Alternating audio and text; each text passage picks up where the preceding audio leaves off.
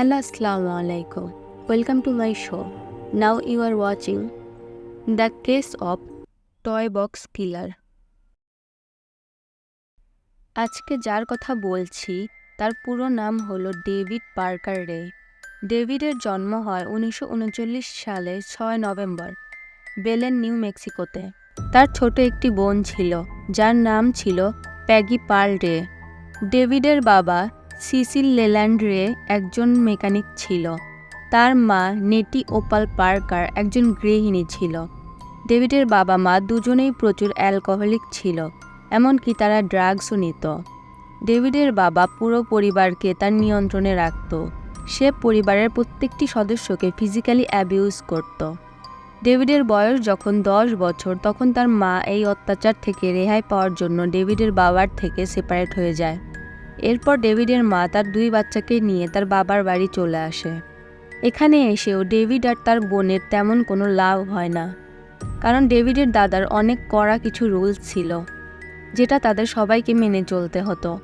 আর যদি কেউ সেই রুলসগুলো মানতে না চাইতো তাহলে তাকে অনেক কঠিন শাস্তি দেওয়া হতো, এমনকি মাঝে মাঝে তাদের প্রচুর মারধরও করা হতো। ডেভিডের মা বাবার ডিভোর্সের পর হঠাৎ করেই একদিন ডেভিডের মা কাউকে কিছু না জানিয়ে 2 বাচ্চাকে ফেলে চলে যায়। সে কোথায় যায়, কেন যায় সে ব্যাপারে পরবর্তীতে আর কিছু জানা যায় না। এমনকি এরপরে সে আর কখনোই তার বাচ্চাদেরও খোঁজ খবর নেয়নি। ডেভিডের বাবা মাঝে মাঝে তাদের সাথে দেখা করতে আসতো। ডেভিডের বাবা যখনই তাদের সাথে দেখা করতে আসতো সে সবসময় ডেভিডের জন্য অ্যাজ এ প্রেজেন্ট কিছু ম্যাগাজিন নিয়ে আসতো। কিন্তু এই ম্যাগাজিনগুলো কোনো সাধারণ ম্যাগাজিন ছিল না, এগুলো ছিল অ্যাডাল্ট আর ইন্টিমেসি টাইপ।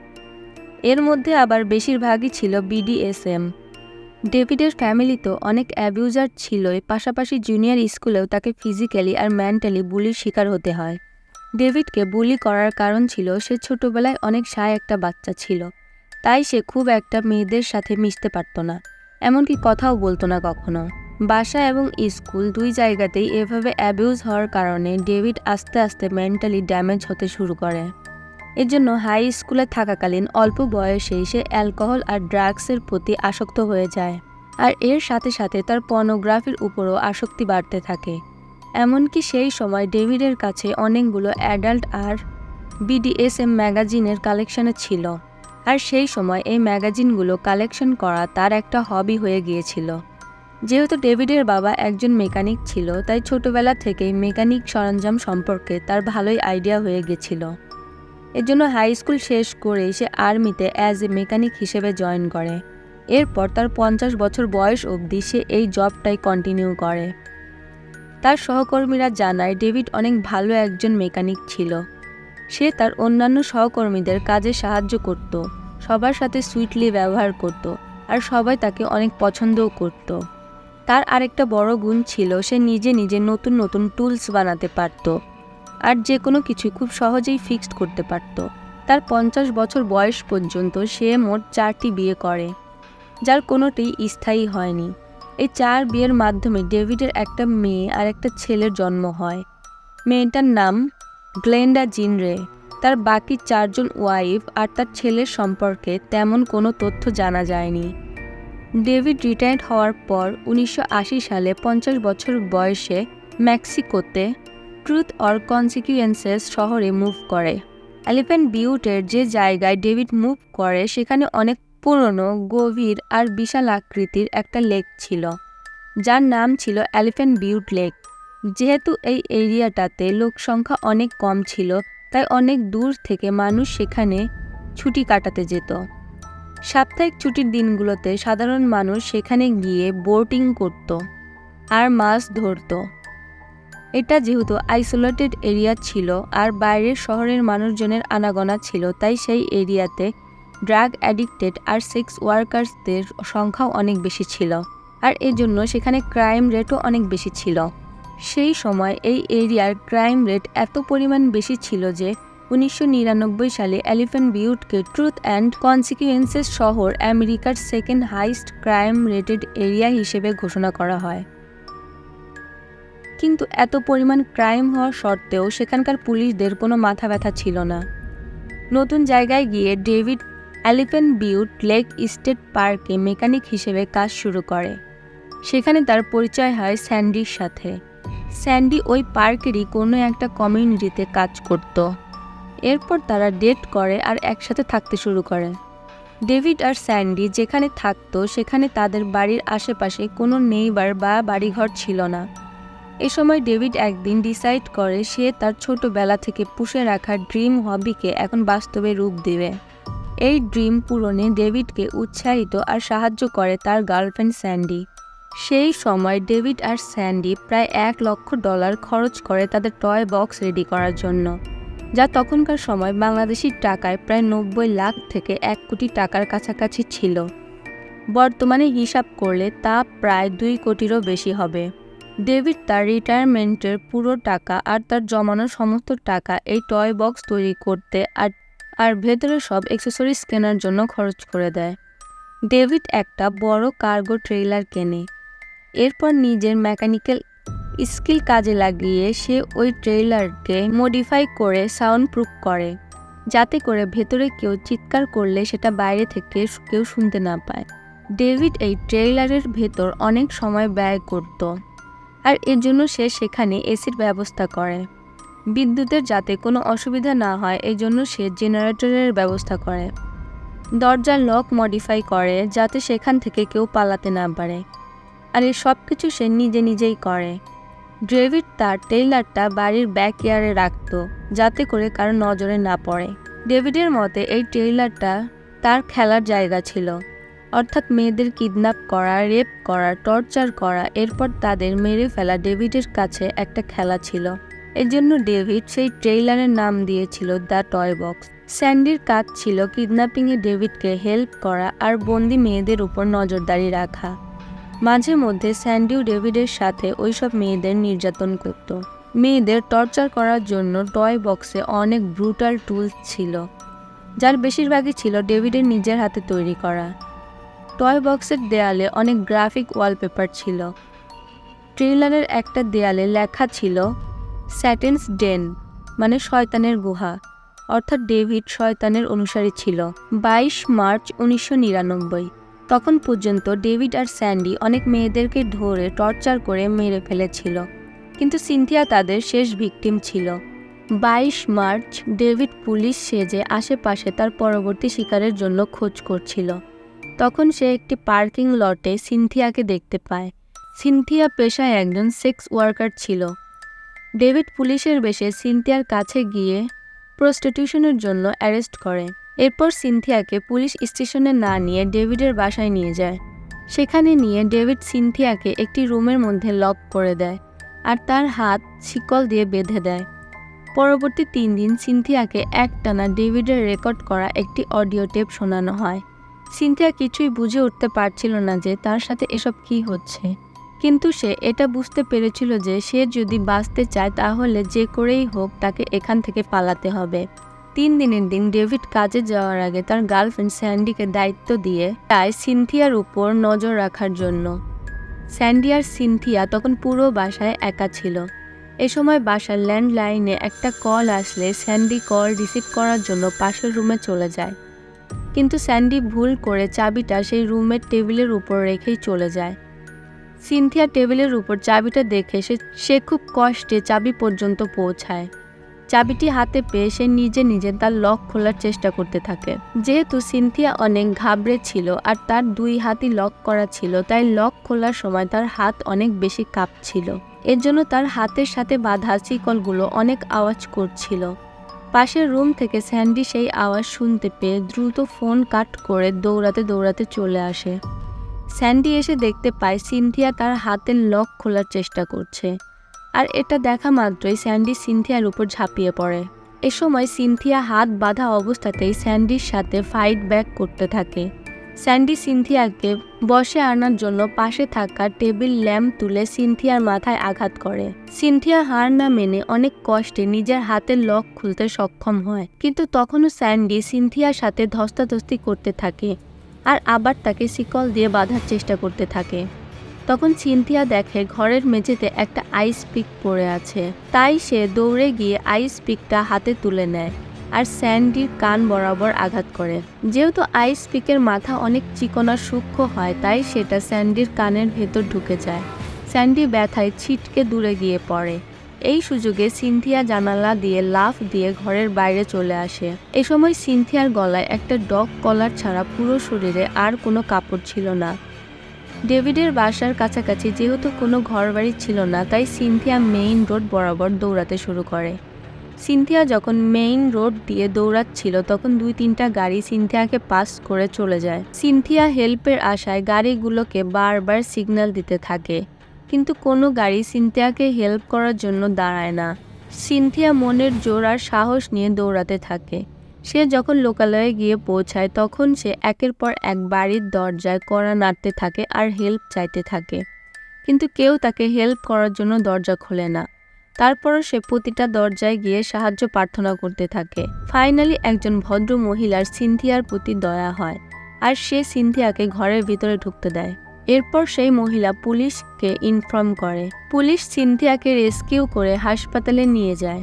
হাসপাতালে গিয়ে একটু কাম ডাউন হওয়ার পর পুলিশ সিনথিয়ার বয়ান নিতে শুরু করে। সিনথিয়া তার সাথে ঘটা সমস্ত ঘটনা পুলিশকে খুলে বলে। যেহেতু সিনথিয়া একজন সেক্স ওয়ার্কার আর ড্রাগ অ্যাডিক্ট ছিল, তাই পুলিশ তার কোনো কথাই বিশ্বাস করে না, কিন্তু এরপরও সে বারবার পুলিশকে বিশ্বাস করানোর চেষ্টা করতে থাকে। সিনথিয়া যখন পুলিশের সাথে এ ব্যাপারে কথা বলছিলই কি ঠিক সেই সময় সে দেখতে পায় একজন মহিলা হাসপাতালের মেইন গেট দিয়ে ভেতরে ঢুকছে তার কানের চিকিৎসা করানোর জন্য। এই মহিলা আর কেউ ছিল না, বরং ডেভিডের গার্লফ্রেন্ড স্যান্ডি ছিল। সিনথিয়া স্যান্ডিকে দেখা মাত্রই জোরে চিৎকার করতে থাকে আর স্যান্ডির দিকে ইশারা করে বলতে থাকে, এই সেই মহিলা যে আমাকে বন্দি করে রেখেছিল। সিনথিয়ার এমন আচরণ দেখে পুলিশ স্যান্ডির উপর কিছুটা সন্দেহ করে। এর জন্য তারা স্যান্ডির কাছে গিয়ে তাকে জিজ্ঞাসাবাদ শুরু করে। পুলিশ স্যান্ডিকে যখন জিজ্ঞাসা করে সে আঘাত পেয়েছে কিভাবে, তখন স্যান্ডি তার উত্তর ঠিকভাবে দিতে পারে না। এতে করে পুলিশের সন্দেহ আরও তীব্র হয় আর তাদের মনে হয় একবারের জন্য হলেও স্যান্ডির বাসাটা সার্চ করা প্রয়োজন। পুলিশ স্যান্ডিকে সাথে নিয়ে আসে তার বাসা সার্চ করার জন্য। ঘরের ভিতরে ঢুকতেই পুলিশ চমকে যায়। তারা সিনথিয়ার বর্ণনার সাথে ঘরের সবকিছু মিল খুঁজে পায়। এছাড়া বেডরুমের বেডের উপর তারা সেই শিকলটাও খুঁজে পায় যা দিয়ে সিনথিয়াকে বেঁধে রাখা হয়েছিল। সিনথিয়া তার বয়ানের সময় একটা বাকেটের কথা পুলিশকে জানিয়েছিল, যেটা সে বন্দি থাকা অবস্থায় টয়লেট হিসেবে ব্যবহার করত। সেই বাকেটটা তারা সেই বেডরুমের এক কর্নারে খুঁজে পায়। তারা সেই ভাঙা ল্যাম্পটাও দেখতে পায় যেটা দিয়ে সিনথিয়াকে আঘাত করা হয়েছিল। এসব দেখার পর পুলিশের বুঝতে আর বাকি থাকে না যে সিনথিয়ার বলা প্রতিটি কথাই সত্য ছিল। সার্চের এক পর্যায়ে পুলিশ বাড়ির পেছন দিকটায় গেলে তারা সেখানে ডেভিডের সেই ট্রেইলারটা দেখতে পায়। ট্রেইলারের ভেতরে কি আছে সেটা দেখার জন্য পুলিশ যখন সেটার ভিতরে ঢোকে তখন তারা পুরো হতভম্ব হয়ে যায়। ভেতরে পুলিশ অনেকগুলো সাইন, পোস্টার আর ইললিগ্যাল টুলস খুঁজে পায়। এছাড়া সেখানে অনেকগুলো সার্জিক্যাল টুলসও ছিল যেগুলো ডক্টররা সার্জারিতে ব্যবহার করে থাকে। ট্রেইলারের ভেতরে একটা কফিন ছিল যেটার ভেতরটা মখমল দিয়ে র্যাপ করা ছিল আর কফিনের একপাশে একটা ভেন্টিলেটর হোল করা ছিল যাতে ভেতরে আটকে থাকা মানুষ অক্সিজেন শূন্য হয়ে মরে না যায়। টর্চার করার জন্য সেখানে আরও ছিল করাত, ছুরি, ছোট ছোট পিন, চাবুক, চেইন, ইলেকট্রিক ক্ল্যাম্প, দড়ি, হ্যান্ডকাফ, বেডলক, অসংখ্য অ্যাডাল্ট টয়, আরও অনেক কিছু। সাইডে একটা মেডিকেল ক্যাবিনেট ছিল যেটা ড্রাগ, কেমিক্যাল, মেডিসিন আর ইনজেকশন দিয়ে ভরা ছিল। এসব কিছুর মধ্যে সবচাইতে ভয়ঙ্কর যে টুলসটা ছিল সেটা হলো একটি লম্বা গোল মেটাল পিভিসি পাইপ, যার নিচের দিকটায় চারপাশ দিয়ে গোলাকৃতির ধারালো লম্বা অনেকগুলো দাঁতের মতো বের করা ছিল। এই দাঁতগুলো এতটা পরিমাণ তীক্ষ্ণ ছিল যে যে কোনো মানুষের স্কিন এটা দিয়ে খুব সহজে বডি থেকে আলাদা করে ফেলা যাবে। টয় বক্সের মাঝ বরাবর একটা মডিফাই গাইনিকোলজিস্ট চেয়ার রাখা ছিল যেটাতে ডেভিড তার ভিকটিমদের রেপ এবং টর্চার করত। সে তার ভিকটিমদের ইলেকট্রিক শর্টও দিত। গাইনিকোলজিস্ট চেয়ারের ঠিক উপরে সিলিংয়ে একটা বড় আয়না লাগানো ছিল, যে আয়নাটা দিয়ে ভিকটিম তার নিজের সাথে ঘটে যাওয়া বর্বরতা দেখতে পেত। অন্য একটি কর্নারে সেই সময়ের অনেক এক্সপেন্সিভ আর ভালো কোয়ালিটির একটি ক্যামেরা রাখা ছিল, যেটা দিয়ে ডেভিড তার সমস্ত ভিকটিমদের রেপ আর টর্চারের দৃশ্য রেকর্ড করত আর পরবর্তীতে সে সেগুলো ডার্ক মার্কেটে বিক্রি করে দিত। ডেভিড তার ভিকটিমদের কিডন্যাপ করার পর প্রথমে তাদেরকে ঘরের মধ্যে আটকে রেখে 2-3 দিন ধরে একটানা তার রেকর্ড করা অডিও টেপ শোনাতো, যেখানে সে তার ভিকটিমদের ডিটেলসে বলতো ইন ফিউচার তার সাথে কি হতে যাচ্ছে। বর্তমানে এই অডিও রেকর্ডটা ইউটিউবেও অ্যাভেলেবেল আছে। Hello there, bitch. Are you comfortable right now? I doubt it. Wrists and ankles chained, gagged, probably blindfolded. I'm going to tell you in detail why you have been kidnapped, what's going to happen to you, and how long you'll be here. ট্রেইলারের ভেতরে একটা professional official clipboard ছিল, যেখানে ভিকটিমদের সংখ্যার হিসাব রাখা হতো। এমনকি সে যতগুলো মেয়েকে কিডন্যাপ করেছিল 1993 থেকে 1997 সাল পর্যন্ত তার ডেটগুলো পাশে লেখা ছিল। পুলিশ সেখানে ডেভিডের একটা ডায়েরিও খুঁজে পায়।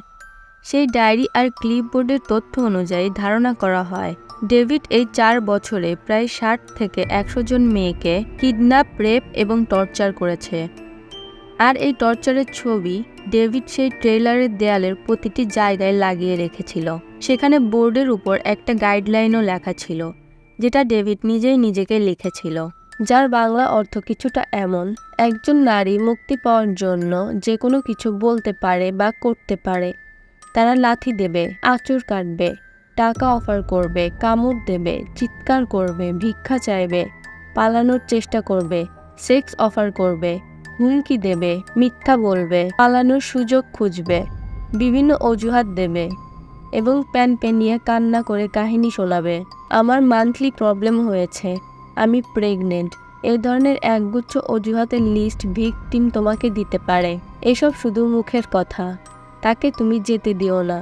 যদি সে গ্রহণের যোগ্য হয় তবে সে রাখার যোগ্য, এবং মহিলাদের নিরাপদে মুক্তি দেওয়ার আগে তাকে অবশ্যই সম্মোহনের শিকার হতে হবে।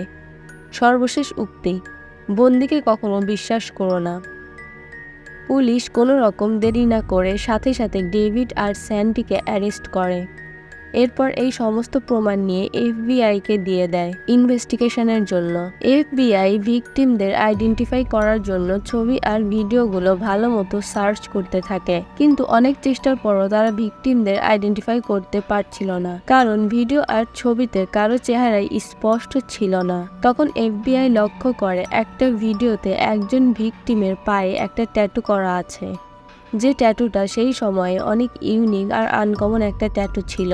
এফবিআই এই ভিকটিমকে খুঁজে বের করার জন্য সেই ট্যাটুর ছবি সমস্ত নিউজ পেপার আর টিভি চ্যানেলে পাবলিশ করে দেয়। বলা হয় এই ট্যাটুর মালিক যেন খুব দ্রুত এফবিআই এর সাথে যোগাযোগ করে। তখন ক্যারি নামের একটি মেয়ে এফবিআই এর সাথে যোগাযোগ করে। এফবিআই ক্যারিকে তার সাথে ঘটে যাওয়া ঘটনার ব্যাপারে জিজ্ঞাসাবাদ করে। তখন সে জানায় তার কোনো কিছুই মনে নেই। কোনো উপায় না পেয়ে এফবিআই ক্যারিকে তারই সেই টর্চার হওয়া ভিডিও দেখায়। ভিডিও দেখার সময় তার ধীরে ধীরে সবকিছু মনে পড়ে যায়। 24 জুলাই 1996, ক্যারি আর তার হাজব্যান্ড তখন এলিফ্যান্ট ভিউতে থাকতো। 24 তারিখ রাতে ক্যারি আর তার হাজব্যান্ডের মধ্যে কোনো বিষয় নিয়ে অনেক ঝগড়া হয়। ঝগড়ার এক পর্যায়ে ক্যারি বাসা থেকে বের হয়ে যায় আর তার কিছু বান্ধবীদের সাথে সময় কাটানোর জন্য ব্লু ওয়াটার স্যালন অ্যান্ড বারে যায়। এটা অনেক ক্রাউডেড একটা জায়গা ছিল। ক্যারি তার ফ্রেন্ডসদের সাথে সেখানে অনেক সুন্দর সময় কাটায়। আড্ডা শেষ করে তারা যখন সেখান থেকে বের হতে যাচ্ছিল, তখন সেখানে ক্যারির দেখা হয় তার পুরনো স্কুল ফ্রেন্ড জেসির সাথে, অর্থাৎ ডেভিডের মেয়ে গ্ল্যান্ডা জিন রে, ডাক নাম জেসি। জেসির সাথে ক্যারির দেখা হওয়ার পর জেসি ক্যারিকে তার সাথে ড্রিঙ্কস করার জন্য ইনভাইট করে। ক্যারি ড্রিঙ্কস করার জন্য রাজি হয়ে যায়। এর জন্য ক্যারির অন্যান্য ফ্রেন্ডসরা ক্যারিকে জেসির সাথে বারে রেখেই তারা চলে যায়। কিছুক্ষণ সময় কাটানোর পর ক্যারি হঠাৎ ফিল করতে থাকে তার অনেক মাথা ঘোরাচ্ছে, আর সে নিজের পায়ে দাঁড়িয়ে থাকার মতো অবস্থাতে নেই। এটা ক্যারির কাছেও অনেক অদ্ভুত লাগছিল, কারণ সে সেদিন জেসির সাথে মাত্র একটা ড্রিঙ্কসই নিয়েছিল। অত্যাধিক খারাপ লাগার কারণে সে জেসিকে রিকোয়েস্ট করে যাতে জেসি তাকে বাসায় ড্রপ করে দিয়ে আসে। জেসি ক্যারিকে হেল্প করতে রাজি হয়ে যায়। কিন্তু জেসি ক্যারিকে তার বাসায় ড্রপ না করে ডেভিডের ট্রেইলারে নিয়ে যায়। অর্থাৎ জেসি মেয়েদেরকে ড্রাগ দিয়ে ডেভিডের কাছে নিয়ে যেত। পরবর্তী 2 দিন ধরে ক্যারি সেই ট্রেইলারে টর্চার আর রেপ হওয়ার পর তারা ক্যারিকে উলঙ্গ অবস্থায় একটা ফাঁকা রাস্তার পাশে ফেলে দিয়ে আসে। সেই রাস্তা দিয়ে যাওয়ার সময় একজন লোক ক্যারিকে এমন অবস্থায় দেখতে পেলে তাকে ফাইনালি তার বাসায় ড্রপ করে দিয়ে আসে। 2 দিন ধরে নিখোঁজ থাকার ব্যাপারে ক্যারির হাজবেন্ড তাকে জিজ্ঞাসা করলে সে কিছুই বলতে পারে না, কারণ ওই 2 দিন তাকে এত পরিমাণ ড্রাগ দেওয়া হয়েছিল যে সে নিজের হুঁশেই ছিল না। ক্যারির হাজবেন্ড তার কোনো কথা বিশ্বাস করে না, এজন্য তাদের মধ্যে ডিভোর্স হয়ে যায়। পরবর্তীতে 7 দিনের মধ্যে ক্যারি এলিফ্যান্ট ভিউ থেকে শিফট হয়ে যায়। পুলিশ জেসিকে গ্রেফতার করে জিজ্ঞাসাবাদ করলে সে জানায় সে এলিফ্যান্ট ভিউতে ড্রাগ ডিলিংয়ের সাথে জড়িত ছিল, আর সে মেয়েদেরকে ড্রাগ দিয়ে অচেতন অবস্থায় তার বাবা ডেভিডের কাছে রেখে আসতো। এরপর ডেভিড সেই ট্রেইলারের ভেতরে মেয়েদের সাথে কি করত তা সে জানে না। সে শুধু এতটুকু জানে যে তার বাবা ওইসব মেয়েদেরকে রেপ করত। এমনকি ক্যারিকে ড্রাগ দেওয়ার অপরাধে 1996 সালে জেসিকে অ্যারেস্ট করাও হয়েছিল। সে সময় জেসি পুলিশকে জানিয়েছিল যে সে ড্রাগ দিয়ে মেয়েদেরকে তার বাবার কাছে নিয়ে যায়, আর তার বাবা ওই মেয়েদেরকে রেপ করে এবং আরও কিছু দ্বিতীয় পার্টির কাছে ওই মেয়েদেরকে সেল করে। কিন্তু তখন পুলিশ মনে করেছিল জেসি তার গা বাঁচানোর জন্য তার বাবাকে দোষারোপ করছে, আর যেহেতু ক্যারিও তখন তার স্টেট চেঞ্জ করে ফেলেছিল তাই জেসিরও আর কোনো শাস্তি হয় না। এরপর পুলিশ জেসিকেও কাস্টাডিতে নেয়। পুলিশ যখন ডেভিডকে এই সমস্ত ক্রাইমের বিষয়ে জিজ্ঞাসাবাদ শুরু করে সে অনর্গল এসব কিছু অস্বীকার করতে থাকে। ডেভিড বলে সে যাদের সাথে এগুলো করেছিল তারা সবাই সেক্স ওয়ার্কার ছিল, আর তারা টাকার বিনিময়ে স্বেচ্ছায় তার সাথে এগুলো করেছিল। মার্ডারের ব্যাপারে জিজ্ঞাসা করলে ডেভিড জানায় সে কখনো কাউকে মার্ডার করেনি। FBI কোনো উপায় না পেয়ে ডেভিডের গার্লফ্রেন্ড স্যান্ডিকে অ্যাপ্রোচ করার চেষ্টা করতে থাকে সাক্ষী দেওয়ার জন্য। পরবর্তীতে স্যান্ডি নিজের শাস্তি কমানোর জন্য সরকারি উইটনেস হতে রাজি হয়ে যায়। স্যান্ডি জানায় ডেভিড প্রায় 30 জনের মতো মানুষকে মার্ডার করেছিল। এর মধ্যে 7 থেকে 10টা বডি সে এলিফ্যান্ট ভিউ লেকে ডাম্প করেছিল, আর বাকি বডিগুলো সে ছোট ছোট টুকরো করে কেটে বিভিন্ন জায়গায় ফেলে দিয়েছিল। ডেভিড যে বডিগুলো লেকে ফেলতো সেগুলো সে ফেলার আগে বডির বুক মাঝ বরাবর কাট করত। এরপর বডির ভেতর থেকে অর্গানস বের করে সেখানে পাথর ঢুকিয়ে বডি আবার সেলাই করে তারপর ফেলে আসতো, যাতে করে বডিগুলো কোনো সময় উপরে ভেসে উঠতে না পারে। ডেভিডের কাছে এই সব মার্ডারের ব্রুটাল ছবি আর ভিডিও ছিল, পরবর্তীতে যা সে পুড়িয়ে ফেলেছিল।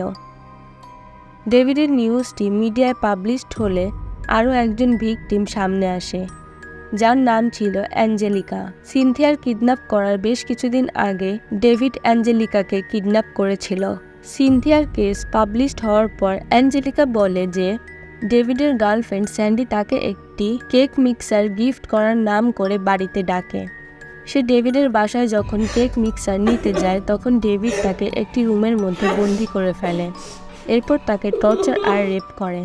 পরবর্তীতে তাকে একটি রাস্তার পাশে ফেলে দিয়ে আসে। সে সময় একজন অফ ডিউটি পুলিশ অফিসার তাকে এই অবস্থায় দেখতে পেলে তাকে পুলিশ স্টেশনে নিয়ে যায়। অ্যাঞ্জেলিকা তার সাথে ঘটা সমস্ত কিছু পুলিশ অফিসারকে বলে, কিন্তু সে সময় অ্যাঞ্জেলিকা ড্রাগ অ্যাডিক্টেড থাকায় পুলিশ তার কোনো কথা বিশ্বাস করে না। পরবর্তীতে সিনথিয়ার কেস পাবলিশড হওয়ার পর অ্যাঞ্জেলিকা আবার FBI এর কাছে গিয়ে তার কেস রিওপেন করে। সিনথিয়া, ক্যারি আর অ্যাঞ্জেলিকা ছাড়া FBI এর কাছে ডেভিডের বিরুদ্ধে আর কোনো উইটনেস ছিল না।